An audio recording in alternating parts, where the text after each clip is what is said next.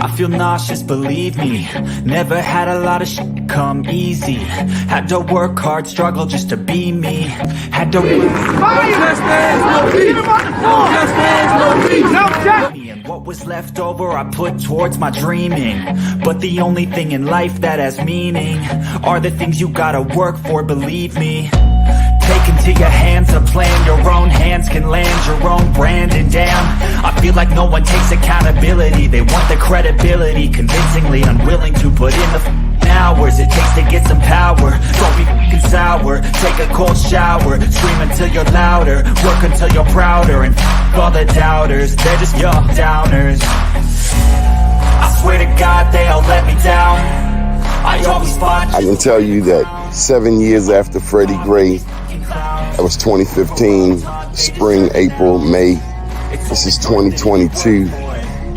Communities like Sandtown, all we saw then and now in terms of investment was a renovated Western District Police Station and a new funeral home. That's what West Baltimore got. A new police station and a new funeral home. What kind of optics are they?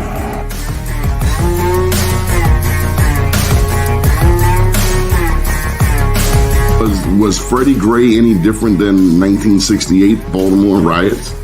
Dr. King's passing, killing, murder? This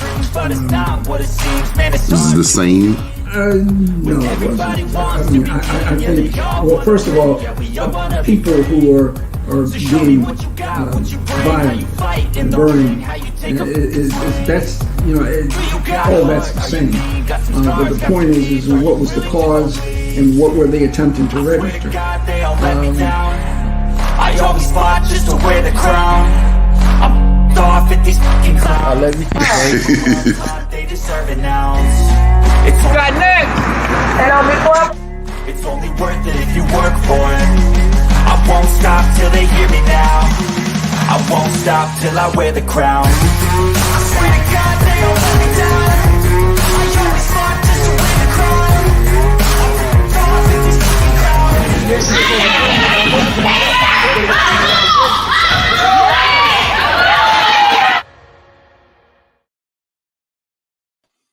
First name's Donnie, last name's Glover. In it to win it for the long haul, baby.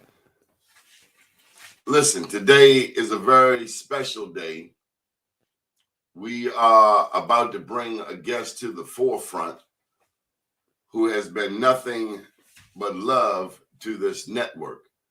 His name is senior journalist, Mr. Charles Robinson. And since about 2000 or so, he's been a mentor, a critic, but a critic with solutions. He has pushed me as a journalist, as only a couple others have. I would say Jake Oliver, I would say Dr. Tyrone Taborn, but he has made journalism real. He has brought dignity to it, and he hasn't just mentored me, he has mentored others, including some millennials who I get to work with still today. Without further ado, on this historic election day here in the state of Maryland, Mr. Charles Robinson. Good morning, sir. How are you? Good morning, Donnie. First and foremost, I'm reminded of a Sade song that I love a lot. And when she talks about, she says, every day is Christmas, and every night is New Year's Eve. And that's how I see Election Day, because this is where you get to make your voice heard. And not only to make your voice heard, to historically point to the how and the why. I've been sending you my musings for mini election on in the state and around the country. And, recently you allowed me to publish a piece I called The Closing Argument on bmorenews.com. And if you haven't read that, please do so, because it gives you the how and the why of, is Maryland on the verge of electing its first African-American governor? In a historical context, Donnie, I've seen this happen before in the Commonwealth of Virginia when Doug Wilder became the first Black governor since Reconstruction. In addition to that, in Massachusetts, I had an opportunity to meet Patrick Duvall very early on in his career, and little did I know that he would become the governor of the Commonwealth of Massachusetts. You also met Barack Obama when he was a mere senator, and you were posed with the question of whether or not he would become the first Black president, correct? Well, at that time, nobody thought he was going to even be on that radar screen, and you can go back to my writings in 2004. I had made a simple argument that it was time for new blood to be injected into the political conversation, specifically African American blood, Black blood, because I was sick and tired of everybody saying that, Jesse Jackson had run twice, he had lost. Al Sharpton was considering a run, but this was Don't new. forget the woman, the woman, the Black woman who ran for president. Shirley Chisholm as well. And so I made this simple argument. You and I are old enough to know that there are smart Black folk. They're not, and I'm talking about really smart Black folk who are essentially, sometimes on the margins. And he was one of those who was on the margins, I met a guy named Togo West who was. You just said something, and you've thrown me. You said that you and I know that there are some very smart Black people. I mean, doesn't everybody know this? It gets discounted, okay, in the sense that Donald Trump can become president, but a Westmore we have to look over his qualifications. A Donald Trump who has still not shown us his taxes, who complained over and over and over about the legitimacy of Barack Obama being an American citizen. Right. Well, think about this. This is not intelligence we're talking about. Well, think about this, Donnie. I don't know about you, but in my family, or in Black families across this country, there was this idea that you had to be twice as smart in order to get ahead. And usually white was injected into that process. And I was very fortunate that I had a bunch of friends who weren't going to take any prisoners. They was like, hell, I'm going to do my own thing. I'm going to do it whether or not you like it, because I believe in me. And I think that was one of the earliest things that I learned very early on, that I tried to surround myself with folks who weren't going to just go along and get along. Okay. Okay, you're being polite, Mr. Robinson. You come out of the era of the 60s, as did Jake Oliver, as did Tyrone Taborn. Mm-hmm. You were there as young adults, as this country was going through Vietnam, as we were going through Nixon. I'm also thinking about the flooding of our communities, including where you grew up at North and Bentlow, flooding of these communities in your day with powder cocaine and heroin, as they said in The Godfather, give it to the triggers. And then you've also reported on some of the first Blacks in statewide position, including Michael Steele, but also you've covered, between the 60s and Michael Steele, there was the crack epidemic. So you've seen the various iterations, and now in this same community, Sandtown, that you've been to all your life, mm-hmm. Now there is the burgeoning demographic of transient addicts who do not match the majority demographics of either East or West Baltimore. It's a complete 180. And so much for Trump having Right. intelligence. Let me kind of drill down on what you're getting to. You know, you've heard me say this before to you. I was the angry black guy in that room.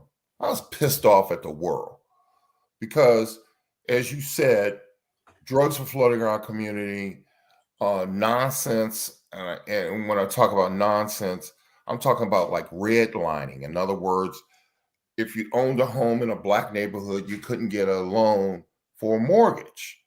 So, and vice versa, if you were white, they wouldn't sell to you in the black neighborhood. right. And the thing is that institutions like the Harbor Banks of the world, the Advanced Federals of the world, who were giving loans to black folks who had means, but were outside of what I would call the wealth building society. The other part of that is this. When you begin to create outside of what I would call the structures, then you have to create new structures. Are you saying everybody except white males? Combination of, and I'm talking about black establishment. I mean, think about this. There was some black establishment didn't like the fact that all these brothers had dashikis on, black fists, walking down talking about they're going to burn down the world. I was part of that group, okay? So you're talking about your and parents. you have to create structures outside of that. And what you get is you get to Tyrone Trayvon's who said, I got a different idea, okay? You get Jake Oliver and the Murphy family saying, yes, black folks will read a black newspaper.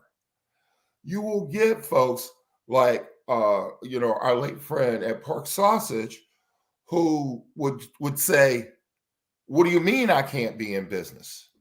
You get Earl Graves, who launches a magazine, who by all accounts should have failed, but succeeds. And he did it with, how did he start? Money from family. Yes. And that's what I'm saying. You know, Salute Earl Graves. right.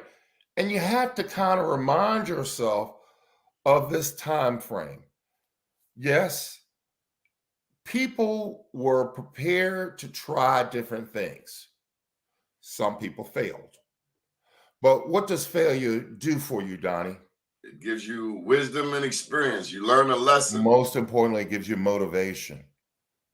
It gives you motivation. No, some people lose and their dreams are crushed and they're bitter for the rest of their lives. But those who succeed gives you the motivation to say, I'm going to do it better the next time. So let me tell you this about Wes Moore. This wasn't the first time he considered politics.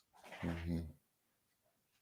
No one talks about this, but we have interviews from at least a decade ago. An interview with him over at the Brookings Institute. I'll never forget that over there, Diane Bell McCoy was there. And I hit him with the question then about mayor, about governor, about president. And when I look back at the interview, you could see the wheels. I tend to see the wheels turning in his brain. Mm-hmm.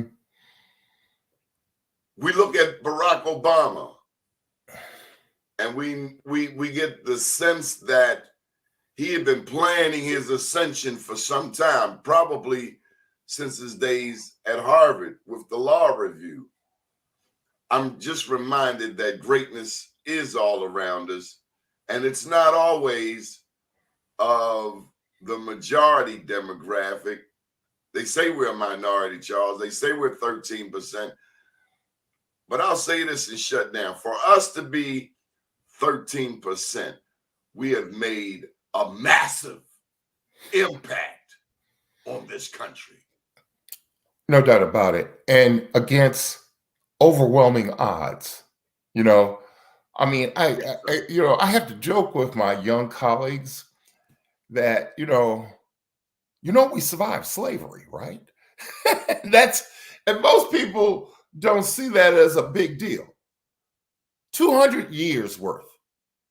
We survived that, and we're still thriving. Uh, 300 or And 400 so, years. but let me get back to the question of the day, and that is, folks who are going to go out and cast their ballots. Let me just say that, I have been seeing some folks say, "Well, your vote doesn't count." Oh my God! Come on, come on, I don't, come on, man. and I Someone have to told you that. go. Someone told you that. Yes, and As Westmore defied all odds. right. Right. And here's that thing that I get back Mike to. Miller is not an impediment any longer. Right. And here's that thing. If you don't have a say in this process, I really don't want to hear from you. At all. And you can give me whatever daggone argument you have. Even people in your own family, Charles? No, nobody in my family. Trust me, not in my family. I'm not going to go so far. I'm going to say I have people in my family who call me for political advice. Right. And I'm disappointed. I'm going to tell you, Charles, I've gotten some disappointing phone calls, and I have to pinch myself and ask myself, did they just ask me that?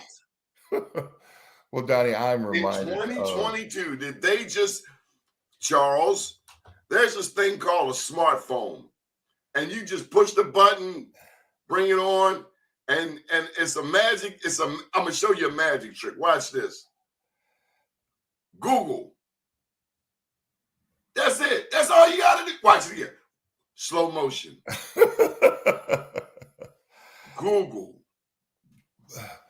Donnie, information is everywhere. Let me do this to tie it all together. You have a long legacy with members of your family who instilled in you this idea. No, my parents did. This is right. The current generation. Well, I live with my namesake, and he and I would go to vote every year, and it was kind of like, all right, granddad, let's go.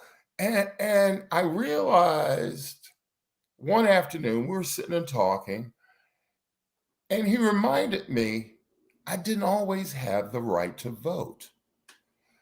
And and I had one of my say that again. Hold on for a minute, John.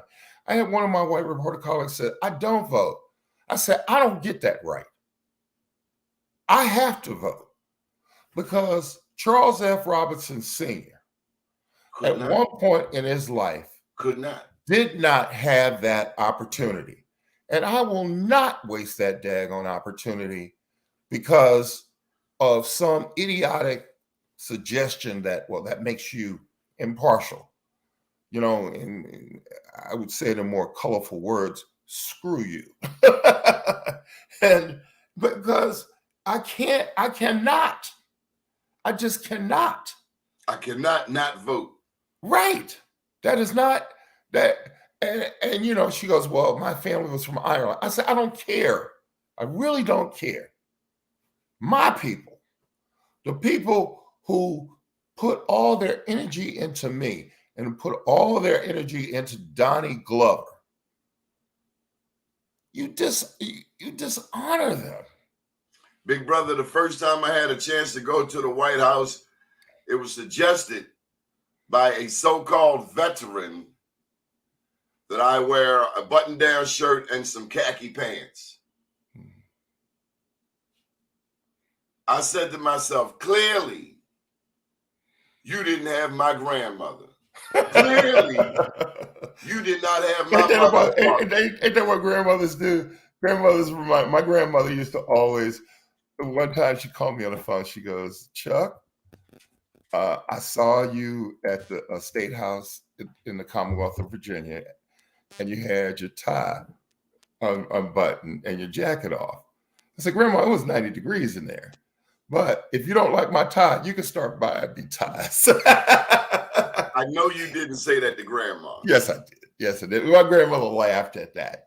And guess what? My I grandmother got was- 3 new ties. Look, I got 3 new You ties. stuck up your grandmother, Charles. Yeah, but you got to understand, man, my But her relationship point with my was, family her point is was you represent such me. that and you met many members of my family, and they know what I do, but they also remind me of the humbleness of what it is and who you belong to, and that's the most important thing, I think, today.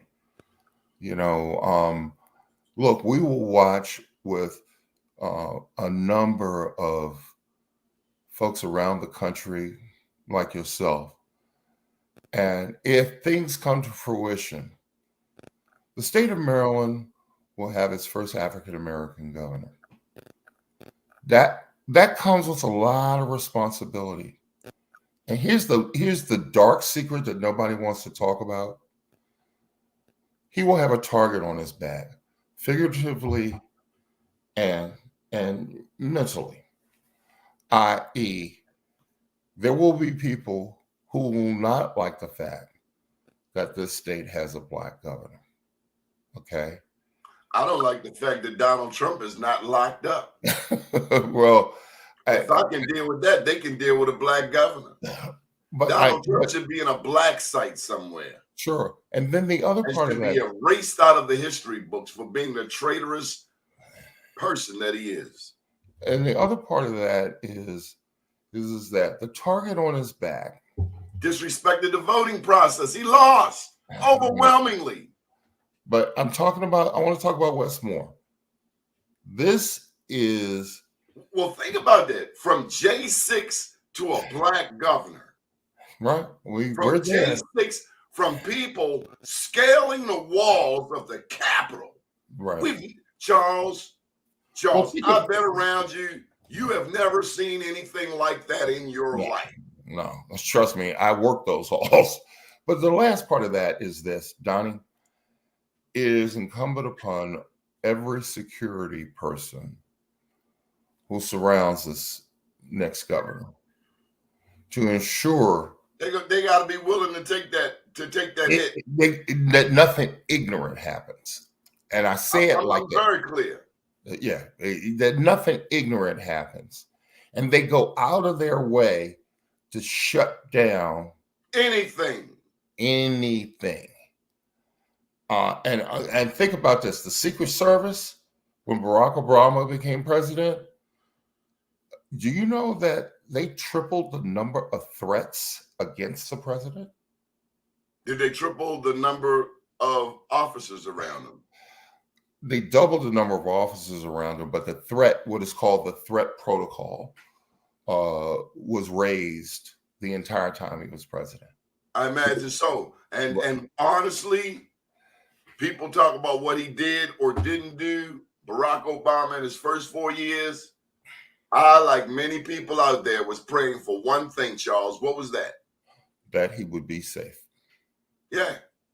That's the one thing I prayed for. And I held on to the image of a nuclear Black family. Right. Yeah. And it had, because we hadn't really seen one. And Westmore brings that to the local level. And I have to be honest,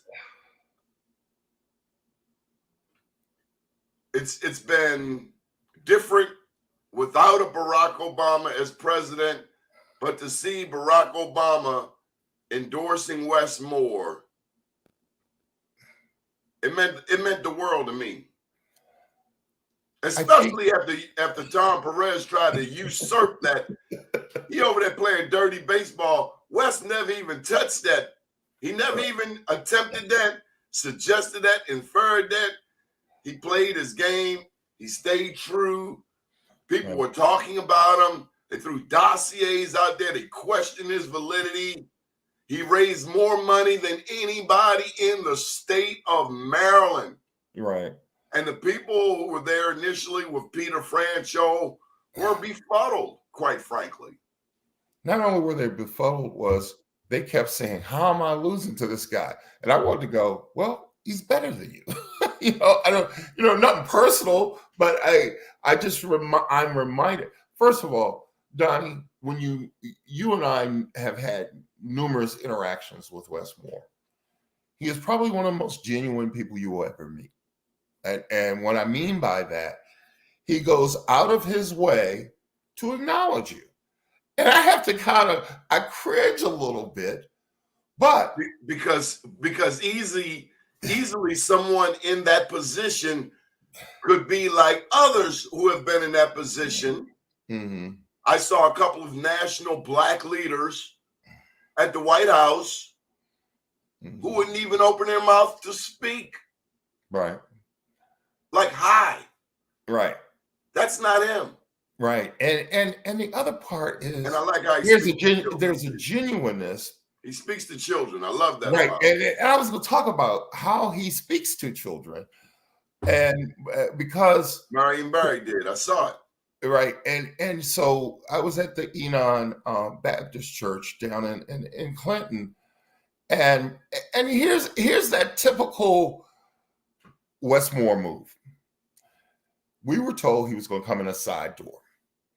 And then they said, well, no, he wants to come in the front door. So when I get to the front door, one of his staff goes, Wes Moore wants to come in the front door because he wants to meet people and he wants to meet children. Now understand, a campaign may have one idea, but Wes goes, no, I don't want to do that. I want to meet people at the front door. And there was a young man, probably maybe 6 or 7 years old, had no idea who he is. But his parents did. Right. But guess what? Wes spent 10 minutes with this young man. Because that's the most important investment that we could ever make. When the Maryland State Lottery came in 1973 and promised money for education, but yet in 2022, we have icicles on the windows of Baltimore City public school classrooms. That's not the same thing as investing in our children. Well, I wrote a piece for you about redemptive politics about Marion Barry. And one of the things that Marion Barry ushers in is what I would call generational politics. And it's really simple.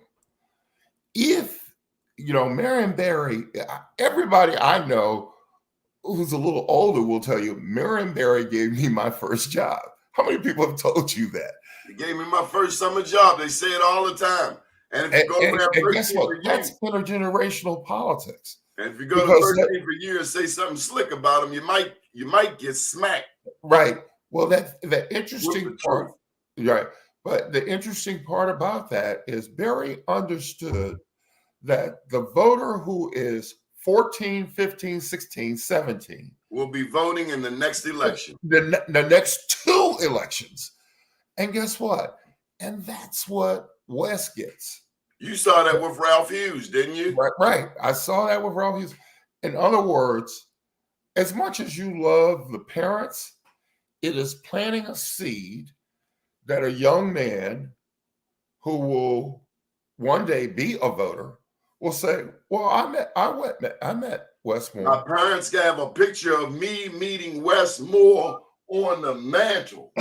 Well, there's a very unique picture of Barack Obama when he signed the healthcare bill, right? A young man was there, and he tilted his head down to touch his hair. See, we got the same hair.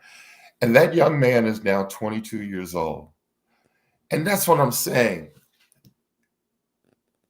There is an idea of Black politics. And I've been writing about Black politics for a long time. And if you don't get this concept of intergenerational politics, I can tell you that you won't survive. The great ones The folks we point to, the Maynard Jacksons of the world, understood this even better because he understood that if I don't make a millionaire in my administration, I will never be able to finance my campaign. And you failed because this is what the conversation that's not held. The interaction, the interrelationship, what politics means to the money. Right. You got to make millionaires. Let me just say, people don't get that. It's economics. They go one and the same. But you can't get that money. You can't finance your campaign if you don't have people who can give you money. And last but not least, Donnie, look, you and I, and I'm going to write a much larger piece that I will post on bemorenews.com. And thank you for this. I mean, 20 years of your column. Well, thank you. About how Black women have been marginalized in this election cycle. You know, from Black women in Maryland, Black women nationally, all across this country. You know, they use terms like she's bossy, she's sassy. She's Charles. Let me dissect this for you real quick. You, Marsha Tues, and I were in the room when Kwesi Mfume announced that he was jumping back into politics. That's correct. There were 3 from the Black media. There were 3 from the white media. Mm-hmm. What did the white media ask Kwesi Mfume? And what did the Black media ask him? They wanted to know about his infidelities. I was like, really? Seriously? As I like to say, I might not be the smartest guy in the room, but as I jokingly tell people, I ain't stupid, just the people around me think I am. What did we want to know? We wanted to know policy and things of that nature. And nobody, they were looking at us like. And we were looking at them like the audacity. You're right. And you know, the good news is that, look, the good news, Donnie, you and I used to be the young dudes in the room. We're not the young dudes in the room anymore. And if you and I love you because you do this and I do this and we do this instinctively. We bring young people along with us. We grab them. I have been inspired by your example. I have seen you take time. And I want to say this because it is rare. Not often do I see Black men helping sisters without pushing up on them, without some sexual harassment involved. I've seen you help women. Mm-hmm. Never, ever complaining that you crossed the line. And that is so important because you are building careers. Mm-hmm. So many, though, who are Black men in positions of authority, leadership, we have abused our privileges and we have scarred some women. Thank you for not being that one. Thank you for teaching me a higher way to be a blessing. And if you can't be a blessing, then don't be anything. Just leave them alone. But never have I ever heard anyone say that you stepped across the line, out of line, when a part of our job is covering the interrelationship between Black elected officials, some of whom have crossed the line sexually, harassment-wise. So, you know, on today, Donnie, you know, I am privileged to be on your show today. But as you know, I give away my talents on this day.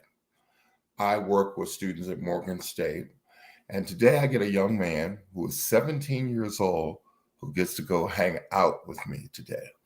You know, I haven't even, okay, folks, this is just one example.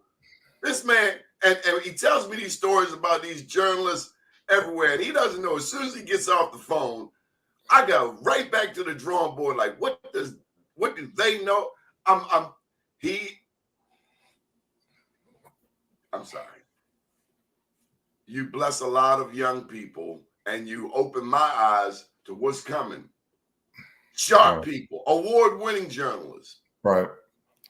And here's the fun part for me. First of all, they'll either hate me today or they'll love me today. I hated you today. But then tomorrow came, and Donnie knows. Donnie knows I've told him this many times. I was like, Donnie, you can tell me to kiss your ass, but guess what? You ain't gonna be the first, and you ain't gonna be the last.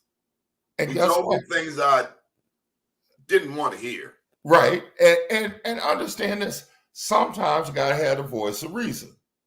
Okay, he has helped make me better. He made me listen. You made me up my game. To give you an example, you and Wally Hall. I was the arrogant SOB back in the day. I didn't think anybody could tell me. Didn't. But guess what? You're like, get out of here, kid. I learned a simple lesson. Shut up and listen. I challenge you to note those 3 places that you wrote about early in the election cycle, that if you're going to be governor. Oh, yeah. That was funny to me, because if you don't know where these places are in the state of Maryland, you're lost. Give us a sampler. So most people, if I said, do you know where Deal is? Well, Donnie knows where Deal is now, but when I said it to him, he said, Charles, where the hell is that? I said, it's in. I was too embarrassed. No, folks, he Googled it. I had to, because here's that above thing. My pay grade. Look, not everybody understands the nuances of the state. So Deal is a little community down near Charles County, and Donnie has been down to Charles County, and he gonna tell you that the dynamics in Charles County are changing. Southern Maryland Chamber of Commerce, Diane Kamek Spencer, and Edsel Brown. It's blacker than ever before. Right. So the other one that I always get people to laugh about, I said, do you know where Maryland City is? Southern Maryland too. No, it's not in Southern Maryland. No. Right outside of Laurel. It's Anne right Arundel. outside. It kind of crosses Anne Arundel County. My bad. Just below Baltimore. Why do they call it Maryland City though? And how come us Baltimoreans have never heard of Maryland City? Maryland City is a lot of us. It's a jurisdiction, like I said, right outside of Laurel. It currently has a large Hispanic population, but back in the day, it was one of the early Black settlements just outside of the Howard County and Anne Arundel County jurisdiction. But if you don't know, you're probably, you're running looking all over the map where it is. And the folks who live in Laurel always laugh at that when they hear people say, I don't know where Maryland City is. Oh, it's right across the street. and it probably has about. How many people know that Laurel shares 3 counties? Right. Well, that is part. Counties share Laurel. Right. Like I said, if you got to know those kind of things. The other is a little town called Hancock, which is in Western Maryland. And the thing is that Hancock is like at that epicenter of where you go through the mountains. And, it's commonly referred to as the Cut. Back in the day, there was no highway that went directly towards Frostburg, and you had to go 3.5 hours around the mountains to get there. So, right. I've been to Frostburg. It's pretty damn cold there. Look, I need some heat, some sunshine. Well, here's that thing, Donnie, that I have a big problem with. And, former Senator Lisa Glad made an issue of this many, many years ago. And it refers to a mountain out there. And it is commonly referred to as Nigger Mountain. And I have been on this crusade to say no more. I believe the new governor will make that change, because Republicans in Western Maryland often come back at me with this answer of, well, it's always been called that. And I want to go, no, it doesn't have to be called that anymore. It's not always been called that. Right. But that's what I'm saying. That's an ignorant person. It was not always called that, because Right. that word didn't always exist. Right, exactly. And neither did you on these lands. Right. Well, here's that other part. There's a someone said that to you. Racism is so stupid. Right. I mean, there's nothing intelligent about it. Here's what I haven't been able to get an answer to. There's a Black Republican woman who represents that area. And guess what? I've asked her at least once, and she will get the same question from me. When are you going to put in the legislation to change the name of that mountain? Because I'm going to tell you, if she doesn't, she's going to look like a fool. So, Charles, first of all, let's give a shout out to Michael Haney, who's watching us this morning. Hello, Mike. How you doing? Be careful. He'll jump in this studio faster than a Baltimore speed camera. Walter Cronkite has nothing on Michael Haney. He's taken the integrity of this news organization to new levels, higher heights, and deeper depths. Mm-hmm. But let me get out of here on this, Donnie. First and foremost, it's important for us to have voices like yours. And yours, Mr. Robinson. I'm sorry, Charles. Mr. Robinson is my dad. I know. Yeah, no, that's my dad. Yeah, but I think it's important that you keep people like me to the grindstone, and you keep your audience informed, because as you know, ain't everybody, all my kin folks ain't my skin folks. Okay, Charles, I need some fun stuff now. We've done the political thing. Today's election day. Make sure you get out and vote. Georgia, number one, you didn't touch Stacey Abrams. Please touch the state of Georgia on this historic day. Will Stacey Abrams win? I think it is encouraging to see the number of early votes. And I think you ought to watch that. The other thing that I think you ought to watch is there have been several lawsuits filed. One was thrown out in Georgia yesterday.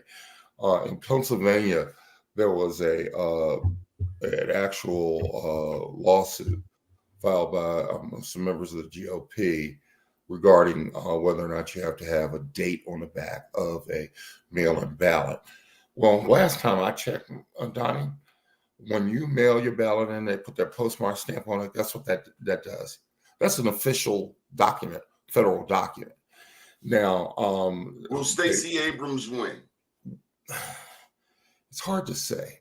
Will Raphael Warnock be knocked off? He will not be knocked off. And that's why I get back to this early vote total.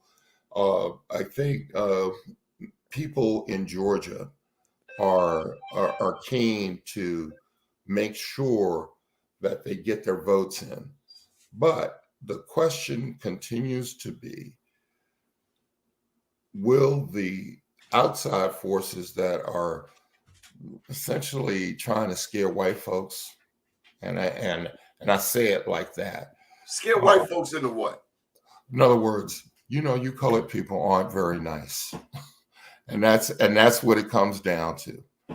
And hold up. We are 13% of a population. We're descendants, in many cases, of people who worked this country for free, whose blood, sweat, and tears are in the soil.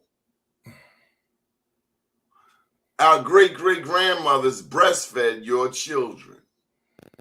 Now, what's not good enough about my people?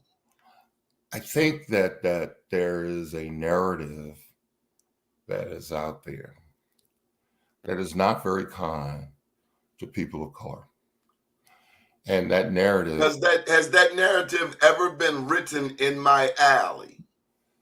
No, it hasn't. And part Because of we see a different reality around here. right, and I think part of this, and I was on a call with Abrams, and a couple of questions came up about whether or not Black men were going to support Abrams. And I had to go, really? And I think that part of this narrative is, how can I divide and conquer?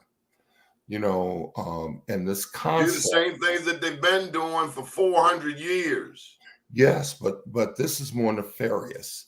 In other words, this idea that older Black men won't support Stacey Abrams. Who I was said like, that foolishness? You will see, you and I think alike. I was like, this is some Where, white where guy. did that come from? That came from a black Some person? white guy. Some Oh, white guy. oh. Some white guy who's going, well, Black men don't like Peter it. Francho's cousin, I bet. But here's the other part of that. Our good friend April Ryan has a new book out talking about how Black women will rule the world, and I just had a conversation with April about this, and one of the things April said during this conversation, I think you will appreciate, was she said, Charles, I sit at the footsteps when people are saying things, and a lot of times I have to come away with, did I really hear that? And I think that is a lot of what is happening. In other words, when you hear people like Governor Kemp in Georgia suggest that somehow that Stacey Abrams has been fighting him since he won the first time, that's an irrelevant argument. Or when you hear a individual like Herschel Walker, who's running against Warnock, and you realize he's losing to this guy, and I think these narratives, and they sometimes get surrogates, to Black surrogates, to come and kind of endorse the concept of, well, you don't want that. And, you can add whatever, narrative you want to it. And unfortunately, Okay, I'm sorry. If it was just you and I talking, I would go a little bit deeper, but I think of Baltimore County that's only had white males run it. Right. No one ever speaks about that. Mary Bubala never mentioned that, but she mentioned the 3 Black women who were in charge of running Baltimore City. Right. 3 Black women versus 40 white men in Baltimore County. Remember what I said earlier. I'm not stupid, just the people around me think I am.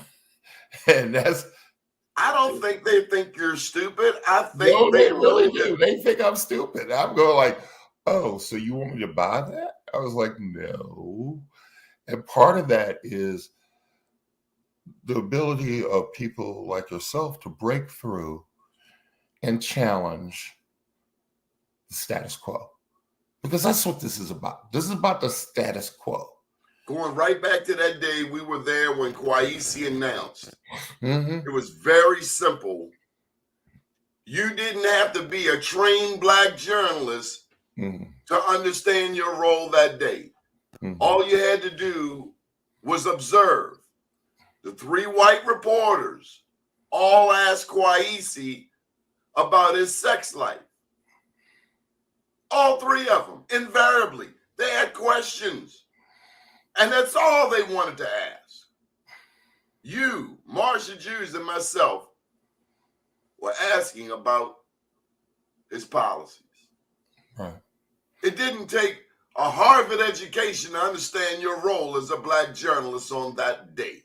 Right. Regardless of who you work for. Look, I ain't stupid, just the people around me think I am.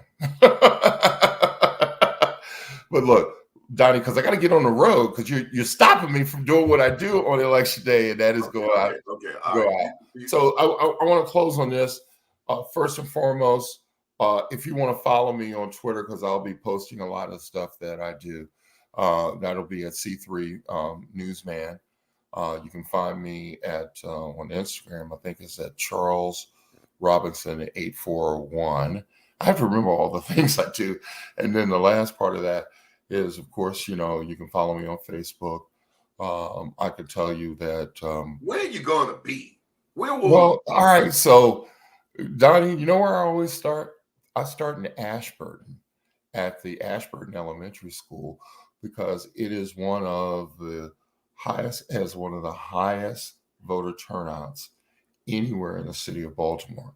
I will probably then make my way to Woodlawn, which is near me, in order to look at that. Then I will probably start heading south to Howard County. I was going to go to Pennsylvania this morning, but because you made me do the show this morning, couldn't go to Pennsylvania. You thank me for saving you a ride. What's this about a wildcat? Wildcat. Michael Haney and I went to Northwestern High School. I'm sorry, where? You said Northwestern, Dunbar? Northwestern High School. You went to Western? Northwestern. Oh, Northwest. Northwest. The bad news, the school doesn't exist.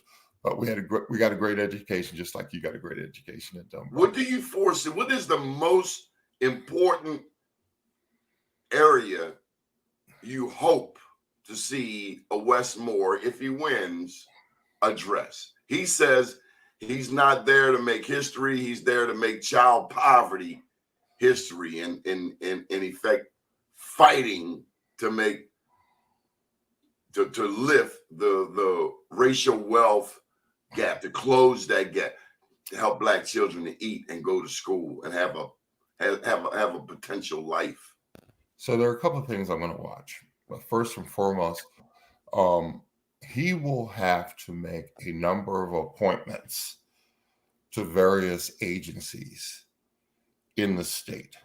I'm going to tell you right now, one of his first moves is to remove the education secretary. The second is, I think he has to find the right guy.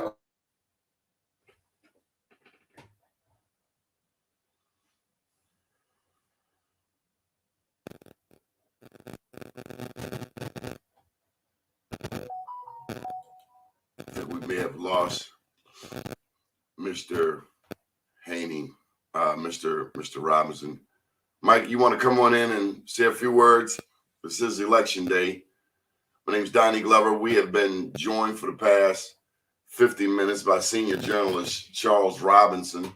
He has been sharing his thoughts, his wisdom, his insight on today's midterm elections, both on the state of Maryland, also state of Georgia. As he was closing, he mentioned that he would be in Pennsylvania if it were not for this show. Let me just take the opportunity and thank the many people who have helped make this network possible. You know who you are. It is our determination to bring intelligent conversation, to show that there's more going on in the Black community besides getting high, some jokes, and the like. Okay, here's senior journalist. There you go. Just real quick, because like I said, I gotta get on the road. You ran my battery down. Charge up. All right. So anyway, I think he has to name a new Secretary of Education. I think also I will be watching who his business secretary will be. Understand that. I mean, Commerce Secretary? Yeah, Commerce Secretary. Because I think. Well, what's his name? Darrell Barnes thought he was going to get it. I saw him Sunday down there in Prince George's County at Woodmore with Peggy Morris. I don't know who he's going to pick, but, you know. It's not going to be Darrell Barnes. Okay. But the idea is that you need someone who is savvy enough to make sure that not just small business gets a leg up and minority business gets a leg up, but you got to do the big deals. I mean, Marion Barrett made sure everybody got business deals. And it's not even, helping Black businesses doesn't mean you can't help or won't help or don't help white businesses. Anybody in business know big dog got to eat, but Yeah, the little dogs got to eat too.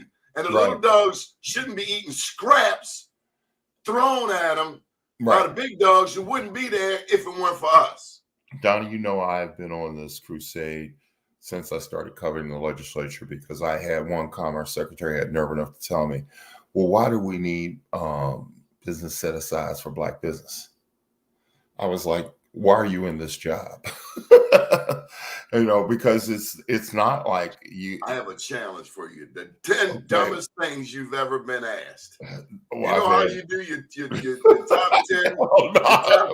20 list? Can you add in as if you don't have enough to do, Charles? I wouldn't dare. Okay, but it does make sense.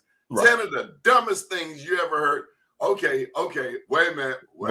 Because you asked me one question, like I said, I got to hurry up because I got to move on. The other thing is, I think you have to tackle mental health.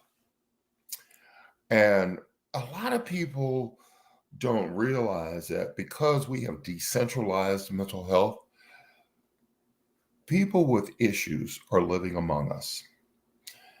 And we all have issues. The pandemic has brought mental health to the forefront for each and every one of us. We've been sent to our room to think about it. That's what COVID did. It sent you to your room to make you look in the mirror. Well, look, we've got to try new and different kinds of things, like giving the squeegee kids they are critical of this mayor. He's damned if he does and damned if he doesn't. Right. And then the last, I commend them. So here's that other thing. They have complained to the hills, but there are no answers. There are no answers. There are none. And he's doing so others' idea is to lock those Black men up. I am not feeling that. So I'm proud of Brandon, Mayor Scott, for not being sucked into that.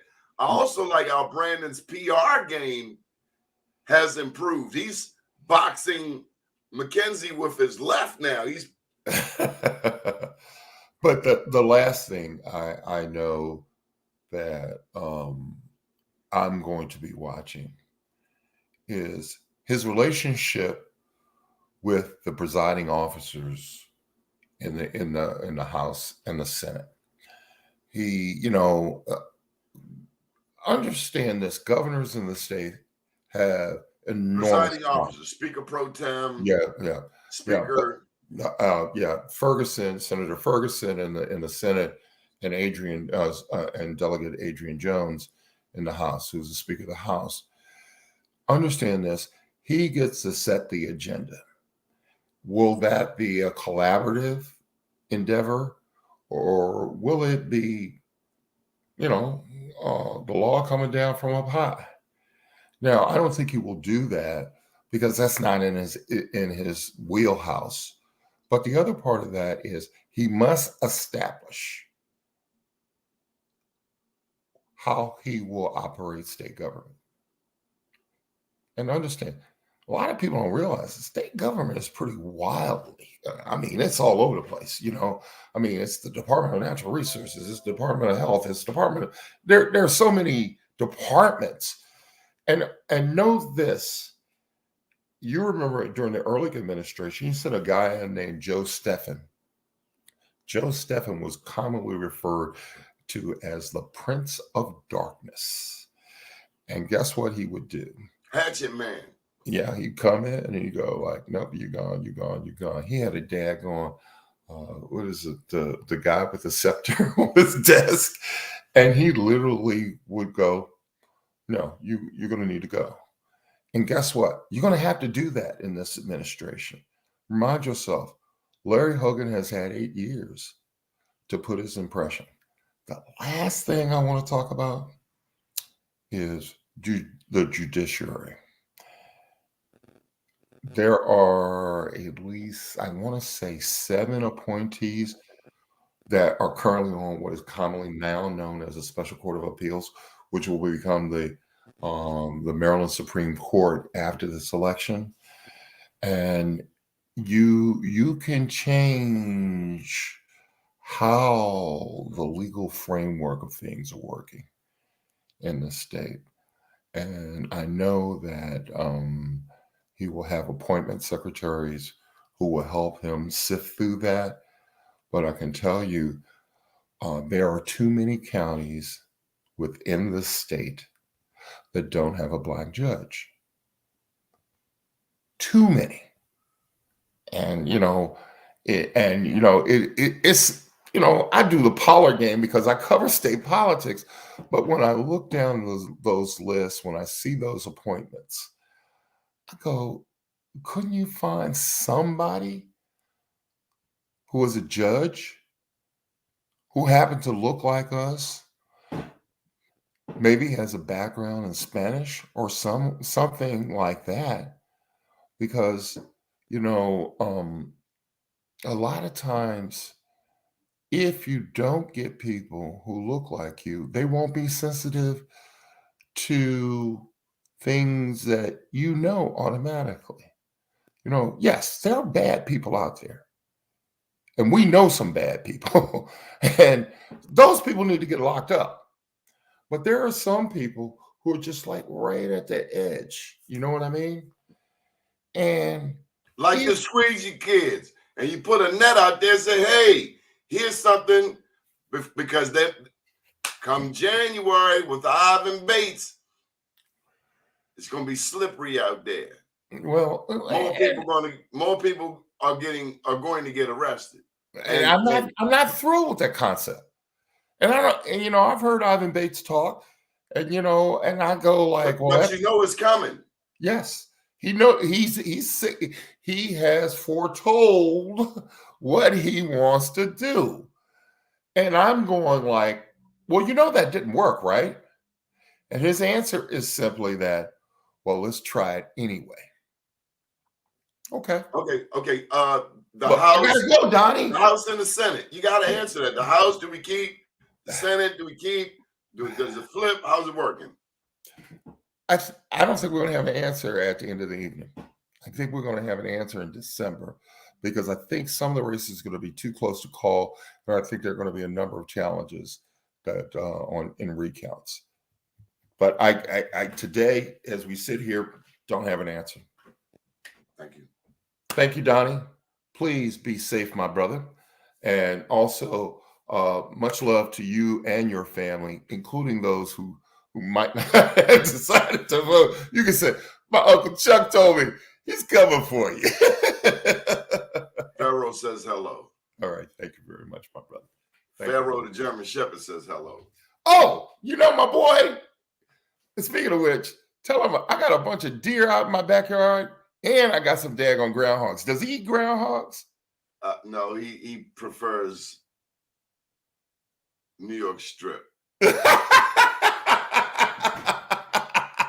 another conversation. All right, man. I love Pharaoh, man. We love you too, Mr. Charles. Thank you for being my friend. Thank you for being my colleague. All right, thank you, man. I gotta go. Good deal. Well, folks, this has been one heck of a broadcast. We're here at the 1 hour mark. We will be back at 4 p.m. with coverage of today's election. If you need me, just email me, Donnie, D-O-N-I, at bmorenews.com. This news outlet, we cover Black news, not just here in the city of Baltimore, but also nationally. We have shows in New York, Washington, D.C., Atlanta, Oakland, Los Angeles. If you'd like a show, just give me a call, 929-841-7266, 929-841-7266. Do check us out on Thursday nights with the one and only Mike Nice on WEAA 88.9 FM. I am the national reporter. Yes, you are, Mr. Michael Haney, and we salute you. Good morning, world.